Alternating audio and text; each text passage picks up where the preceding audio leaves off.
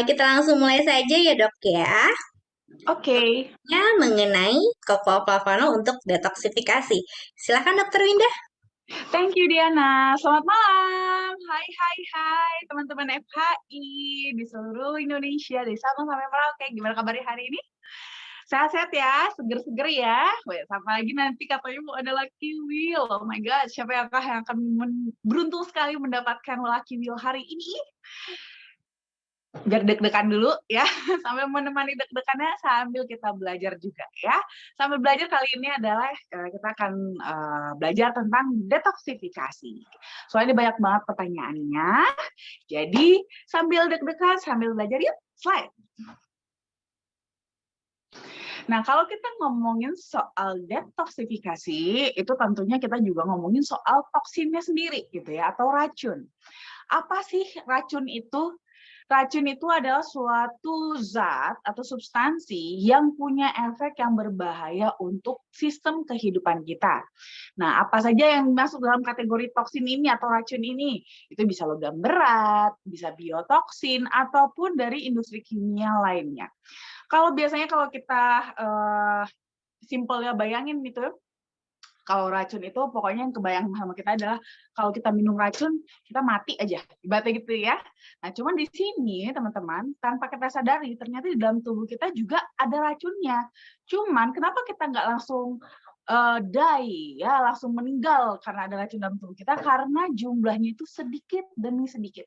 Jumlahnya sedikit-sedikit, dan dari tubuh kita sendiri juga mempunyai suatu sistem pengeluaran racun sehingga penumpukannya di dalam tubuh kita jadi nggak banyak, sehingga tidak sampai menyebabkan efek yang berbahaya gitu ya.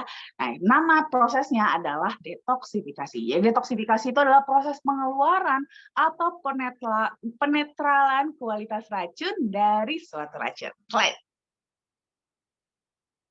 Nah, racun ini pun sebenarnya nanti akan dibagi lagi ya. Selama ini kan kita mungkin kebayangnya racun itu tuh selalu yang dari luar gitu ya. Racun dari mungkin makanan atau dari polusi ya, atau dari obat-obatan. Nah, kalau racun yang dari luar itu kita sebut sebagai exogenous toxin ya. Tapi ternyata ada juga yang dari dalam tubuh kita sendiri juga loh teman-teman. Namanya endogenous toxin.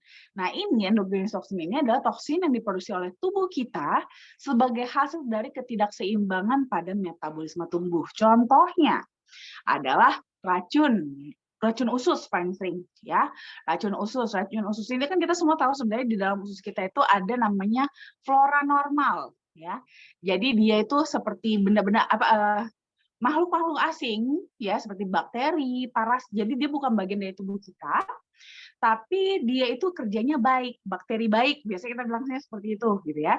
Nah, memang dia membantu untuk metabolisme tubuh kita, tapi juga mereka juga mengeluarkan yang namanya racun. Ya, racun ini termasuk dalam kategori endogenous toxin.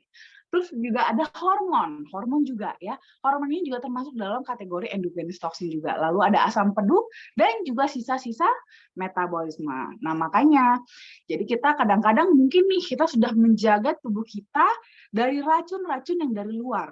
Tapi kita tidak bisa menghindari racun-racun yang memang dari dalam tubuh kita sendiri. Slide.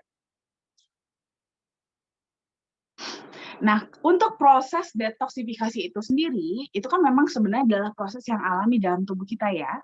Organ yang paling penting bekerja di sini adalah hati, liver. Nah, nanti setelah diproses sama hati untuk proses detoksifikasinya, nanti saluran pengeluarannya bisa melalui beberapa jalur. Bisa lewat ginjal, nanti kalau dari ginjal nanti dia jadi urin, bisa juga dari sistem pencernaan kita ya, jadi dalam bentuk feses. Kalau dari kulit kita itu bisa dalam bentuk keringat, dan juga bisa dari paru-paru melalui pembuangan nafas kita gitu ya. Nah, biasanya ada beberapa racun yang kalau dia begitu masuk dalam tubuh bisa langsung keluar begitu aja. Tapi ada juga beberapa yang nggak bisa langsung dikeluarin begitu aja. Dia perlu diproses dulu. Diproses supaya racunnya ini bisa jadi lebih netral dan bisa larut dalam air. Nanti air itulah yang akan mengangkutnya untuk keluar dari dalam tubuh kita. Seringnya teman-teman, proses ini gagal ya, proses detoksifikasi ini gagal, jelek. Akibatnya toksin-toksin yang harusnya dikeluarkan dari tubuh kita numpuk deh di dalam tubuh. Nambah terus sehingga kadarnya makin lama makin meningkat. Dan ini biasanya toksin-toksin ini bukan beredar begitu aja di dalam darah kita, tidak. Tapi disimpan di dalam jaringan lemak di seluruh tubuh kita. Makanya nih justru harus hati-hati ya. Semakin banyak lemak di dalam tubuh kita, apalagi nih mungkin kita yang kelebihan berat badan, berarti kemungkinan toksin yang ada di dalam tubuh kita juga lebih banyak. Hati-hati. Slide. Nah, ciri-cirinya apa aja nih kalau kita punya detoksifikasi yang jelek? Pertama, kita tuh biasanya lebih kalau kita makan, makanan terutama makanan yang berlemak, itu lebih sulit dalam mencerna lemaknya. Jadi sehingga lemaknya itu cenderung lebih disimpan. Akibatnya apa? Berat badan terus naik dan cenderung untuk sulit menurunkan berat badan biasanya. Selain itu juga kita bisa mengalami namanya bau mulut, jerawat. Kalau umpamanya lagi dapet gitu untuk yang cewek ya, yang perempuan, itu suka kramnya sampai sakit banget. Ya, atau bisa juga kita lebih mudah alergi. Bahkan kadang ada beberapa juga ya yang dulunya tidak alergi, sekarang jadi alergi. Ya, itu salah satu juga gejala detoksifikasi yang buruk. Dan juga kulitnya tuh jadi nggak bagus ya, banyak ruam-ruam kulit. Atau berarti biasanya kita bahasa kita bilangnya korengan gitu ya. Slide. Nah, makanya penting sekali tubuh kita untuk selalu melakukan detoksifikasi supaya racun-racun bisa keluar. Pada dasarnya ada dua sistem, ya, sistem detoksifikasi yang utama di dalam tubuh kita. Yang pertama, detoksifikasi xenobiotik, yang kedua, detoksifikasi antioksidan. Slide.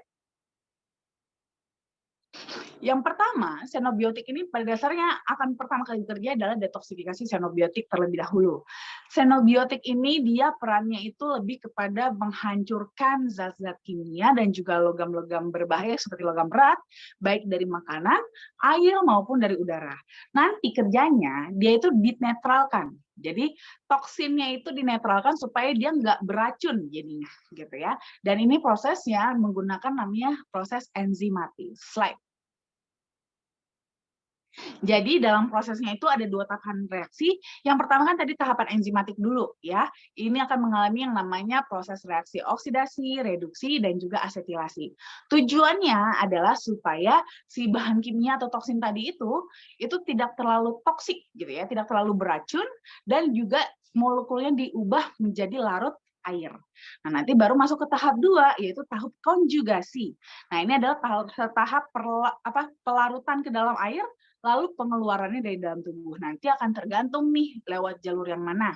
Bisa lewat urin, bisa lewat feses, bisa lewat keringat, bisa juga lewat pernafasan. Slide. Nah, apa saja toksin-toksin yang bisa dihandle sama detoksifikasi xenobiotik ini? Kalau dari faktor luar, itu bisa karena merokok, obat-obatan, ya, herbisida, pestisida, atau mungkin kalau umpamanya kita suka makan yang bakar-bakaran, ya, itu masih bisa dihandle sama xenobiotik. Kalau dari dalam tubuh kita seperti hormon, ya, steroid, asam empedu, itu masih bisa dihandle oleh xenobiotik. Tapi itu dia, tidak semua bisa dihandle xenobiotik. Yang nggak bisa dihandle sama xenobiotik, siapa yang ngerjain? Bisa kita lakukan dengan detoksifikasi antioksidan. Slide. Nah, kalau detoksifikasi antioksidan ini, dia memang lebih strong dibandingkan detoksifikasi xenobiotik. Targetnya adalah dia itu lebih menghentikan atau menghancurkan spesies yang sifatnya itu reaktif terhadap oksigen. Termasuk di sini adalah radikal bebas. Kalau kita ngomongin radikal bebas, sebenarnya itu bisa dari mana-mana banyak banget ya. Kalau umpamanya ada faktor lingkungan, biasanya contohnya dari merokok dan polutan juga bisa, atau sebenarnya bisa juga yang dari dalam tubuh kita sendiri, ya, yaitu apa? Dari metabolisme. Ya, metabolisme tubuh kita akibat dari adanya peradangan di dalam tubuh, bisa karena memang mungkin kita olahraga yang berlebihan ataupun makan yang kebanyakan juga ya, itu akan mengakibatkan metabolisme yang meningkat dan produksi radikal bebas pun jadi lebih banyak. Slide. Nah, biasanya di sini yang akan bisa membantu sekali untuk menekan ya, untuk mereduksi radikal bebas itu bisa digunakan biasanya dari enzimatis sendiri bisa ya, enzimatis antioksidan spesifik, atau bisa juga antioksidan yang dari makanan ataupun internal. Atau biasanya bisa juga kita menambahkan dengan fitokimia yang memiliki sifat antioksidan seperti senyawa flavonoid dan juga terpenoid. Slide. Nah, ini dia ya. Ini dia bahan-bahan atau terutama radikal bebas yang bisa dihandle oleh detoksifikasi antioksidan. Kalau dari faktor luar, itu bisa tadi kan kalau merokok, bakar-bakaran, obat-obatan itu mungkin masih bisa dihandle dengan xenobiotik ya. Tapi kalau dari radiasi, baik radiasi UV, ozon, ini tidak bisa dihandle dengan xenobiotik, harus dengan detoksifikasi antioksidan. Demikian juga dari dalam tubuh kita. Ya, dari dalam tubuh kita seperti metabolisme tubuh, makan yang berlebihan, sedang adanya sakit penyakit ya, peradangan, atau mungkin olahraga yang terlalu keras juga ya, itu juga akan menghasilkan radikal bebas yang tinggi di dalam tubuh kita yang harus dinetralkan dan dikeluarkan dengan menggunakan detoksifikasi antioksidan misalnya. Nggak bisa dengan detoksifikasi xenobiotik aja. Slide. Nah, ini dia produk kesayangan kita, yaitu Cocoa Flavanol Original Sweet, Cocoa Flavanol with L-arginine dan juga flavanol. Slide. Nah, kalau kita ngomongin flavanol, sebenarnya tadi sudah ada dibahas ya. Ternyata dia adalah salah satu elemen pereduksi radikal bebas karena flavanol sendiri dia merupakan salah satu dari 6 kategori flavonoid yang merupakan subclass dari polifenol. Polifenol itu dia erat sekali hubungannya dengan antioksidan ya, karena dia merupakan memiliki sifat antioksidan yang kuat. Jadi kalau kita konsumsi teman-teman, itu dalam jangka pendek itu kita bisa mendapatkan manfaatnya untuk pembuluh darah kita. Dan di sini memang sudah ada penelitiannya kalau kandungan flavanol yang tinggi pada kokoa itu terbukti secara klinis bermanfaat untuk fungsi kardiovaskular kita. Jadi kalau kita konsumsi itu kita bisa membantu untuk memperlebar ya, mengelastiskan kita punya pembuluh darah sehingga aliran darah kita bisa lebih lancar. Tapi karena memang dia basicnya adalah polifenol, sehingga kalau kita rutin konsumsi jangka panjang kita akan mendapatkan manfaatnya sebagai antioksidan. Tapi tentunya untuk mendapatkan kandungan flavanol yang tinggi juga nggak gampang. Harus menggunakan metode ekstraksi yang kuat, yang tepat supaya flavanolnya itu nggak keburu rusak. Slide. Nah, kenapa flavanol di dalam coklat itu justru malah bagus banget? Karena di sini yang unik adalah teman-teman, molekulnya pada molekul flavonoid yang pada coklat, terutama kateken dan epikateken, itu dia molekulnya itu panjang. Karena dia molekul yang panjang, sehingga dia punya rantai cabang tangannya itu lebih banyak. Dengan tangan yang lebih banyak, itu dia bisa mengikat radikal bebas lebih banyak juga. Ditambah lagi secara jumlah pun, kadar flavonoid pada coklat itu dia jumlahnya banyak sehingga dia masuk dalam kategori antioksidan yang tidak hanya sekedar tinggi saja tapi kuat juga. Slide. Selain ada flavanol, ada juga L-arginine. Arginine ini dia adalah sebuah asam amino esensial yang dibutuhkan tubuh kita untuk memproduksi protein, nantinya digunakan untuk regenerasi sel, membentuk sel-sel baru. Biasanya ini kita bisa dapetin dari makanan kita sehari-hari ya, bisa dari daging-dagingan, daging merah, daging putih, dari produk olahan susu, bisa juga dari kacang-kacangan. Slide. Tapi yang unik dari arginine ini adalah teman-teman, dia tuh tidak hanya bisa kita gunakan untuk untuk regenerasi sel gitu ya, tapi ternyata kalau dibutuhkan dia juga bisa berubah menjadi nitric oxide. Di mana nitric oxide itu harusnya diproduksi oleh sel endotelium pada pembuluh darah kita. Gunanya untuk membuat kita punya pembuluh darah itu bisa elastis, bisa melebar, bisa mengecil sesuai dengan kebutuhannya. Cuman pada case-case tertentu di mana kita punya pembuluh darah itu sudah rusak, sel endoteliumnya rusak, sehingga produksi nitric oxide-nya itu kurang. ya, setelah karena kurang sehingga tidak ada yang bisa mengatur kita punya elastisitas pembuluh darah. Akibatnya ini bisa mengganggu kita punya aliran darah, jadi nggak lancar. Nah, ini kalau kondisi seperti ini, itu bisa digantikan dulu nih sama si arginin. Arginin akan berubah menjadi nitric oxide, supaya nitric oxide bisa membuat kita punya pembuluh darah itu bisa lebih elastis, supaya aliran darah bisa terjaga tetap lancar. Selain itu, arginin juga punya peran lain ya, bisa untuk pelepasan hormon seperti hormon pertumbuhan kalau buat yang anak-anak, hormon insulin buat yang diabetes, dan juga senyawa lain di dalam tubuh. Slide. Nah, selain itu juga untuk di men sendiri, untuk di flavanomen sendiri itu ada beberapa ekstra kandungan di dalamnya ya. Jadi selain ada cocoa dan L-arginine, slide, ada juga kandungan ginseng dan guarana. Di sini kita mengambil kandungan adaptasi dari tradisi Indonesia dan juga Brazil, di mana ini memang punya manfaat yang bagus sekali untuk sistem reproduksi, terutama pada pria, ya, untuk testosteronnya dan juga untuk meningkatkan libido. Tapi karena ginseng dan guarana sendiri juga dia memiliki kandungan antioksidan yang tinggi, sehingga ini akan semakin lagi memperkuat sistem detoksifikasi di dalam tubuh dalam membersihkan toksin-toksin yang ada di dalam tubuhnya. Slide. Nah, untuk flavanolnya sendiri, contoh coklat kita sendiri itu memang berbeda dibandingkan coklat yang selama ini biasanya kita temuin nih, kita familiar ketemunya di supermarket gitu ya. Di sini memang coklatnya berbeda sekali karena memiliki sistem ekstraksi yang berbeda.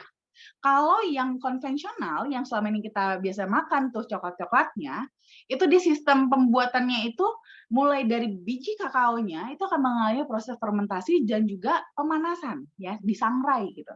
Baru nanti habis itu digerus jadi bubuk coklat, habis itu nanti akan diolah lagi menjadi coklat batang. Proses ini membuat flavanolnya itu rusak. Nah, di sini produsen kita yaitu Barry Callebaut sudah memiliki paten metode produksi, cara dalam mengekstraksi flavanol yang sudah diakui di dunia. Dan di sini hanya Barry Callebaut aja satu-satunya yang bisa menggunakan metode ini, di mana metode ini sudah terbukti dapat mempertahankan hingga 80% kadar flavanolnya kakao yang ada secara alami. Slide. Nah, lalu ada beberapa studi klinis juga yang memang mendukung ya, dan ini studi klinisnya bahkan sudah dipatenkan ya, bisa membantu kita juga dalam program detoksifikasi yang lebih sehat gitu, yang lebih baik di dalam tubuh kita. Salah satunya adalah studi klinis dalam metabolisme lemak. Dari hasil penelitian, ternyata ekstraksi kokoa itu sudah terbukti dapat meningkatkan regulasi gen dalam memetabolisme lemak kita, sehingga tidak hanya sekedar bermanfaat untuk menurunkan berat badan, juga bisa untuk melepaskan toksin-toksin yang ada di dalam tubuh kita sehingga bisa didetoksifikasi dan dikeluarkan di dalam tubuh sehingga tubuh kita bisa lebih bersih. Slide. Lalu kita juga sudah dapat scientific opinion juga dari EFSA atau European Food Safety Authority. Ini kita sudah bisa mengklaim manfaat produk kita yaitu cocoa flavanol itu dapat membantu memelihara elastisitas pembuluh darah, di mana ini akan memberikan kontribusi yang baik untuk mendapatkan aliran darah yang lebih normal. Slide. Jadi untuk konsumsinya, teman-teman, pada dasarnya nih, teman-teman yang mau mengkonsumsi contohnya original atau yang sweet, itu bisa mengkonsumsi cukup 3-5 gram sehari, itu sudah bisa memenuhi kebutuhan tubuh. Tapi nanti ini akan boleh di-adjust sesuai dengan masalah-masalah kesehatan yang teman-teman hadapi, sesuai dengan kebutuhan tubuh masing-masing ya. Atau teman-teman juga bisa juga kalau mau konsumsinya yang DTM with L-arginine, itu biasanya kita anjurkan untuk mengkonsumsi 2 saset per hari pertama untuk booster selama 2 minggu, lalu setelah itu tinggal dilakukan maintenance-nya 1 saset per hari untuk maintenance-nya. Slide. Nah, buat yang pria, bila ingin menambahkan flavanolmen, itu boleh juga dengan mengkonsumsinya cukup 2 hari sekali aja. Jadi bisa mengkombinasikan antara original dan men, atau sweet dengan men, ataupun DTM dengan men. Ya, supaya kita punya tubuh yang lebih sehat dan jauh-jauh dari penyakit. Thank you.